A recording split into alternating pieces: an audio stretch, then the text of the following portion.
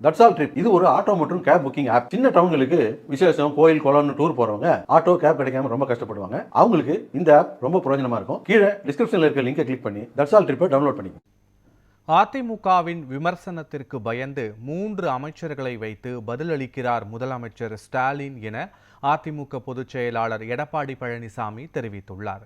சென்னை ஆலந்தூரில் பிரச்சாரம் மேற்கொண்ட அவர் அதிமுக கூட்டணிக்கு பொதுமக்கள் மத்தியில் உள்ள வரவேற்பால் முதலமைச்சர் ஸ்டாலின் கலக்கமடைந்துள்ளதாக விமர்சித்தார். 3 அமைச்சர்களை வைத்து அதிமுகவிற்கு பதிலளிக்க வேண்டிய நிலைமைக்கு திமுக தள்ளப்பட்டுள்ளதாக கூறினார். தொடர்ந்து பேசிய இபிஎஸ், திமுக கூட்டணி கட்சியினர் மக்களை பற்றி கவலையின்றி கூட்டணியில் நீடிப்பதற்காக மௌனம் காத்து வருகின்றனர் என்றும் கூறினார். அந்த தேர்தல் பிரச்சார கூட்டத்தில் பேசியதிலே ஸ்டாலினுக்கு பயம் வந்துட்டது. தேர்தல் தோல்வி பயம் வந்துவிட்டது. 3 அமைச்சர்கள், நான் சொன்ன கருத்துக்கு 3 அமைச்சர்கள் ஏதோதோ பத்திரிகையில செய்தி வெளியிட்டிருக்கிறாங்க. அப்படின்னா அவர்களுக்கு தேர்தல் பயம் வந்துவிட்டது. இன்றைக்கு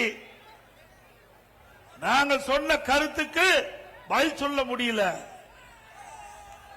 மக்கள் ஆதரவு தேசிய ஜனநாயக கூட்டணி கட்சிக்கு பெருகி வருகின்ற காரணத்தினாலே ஸ்டாலின் அதிர்ந்து போயிருக்கிறார்.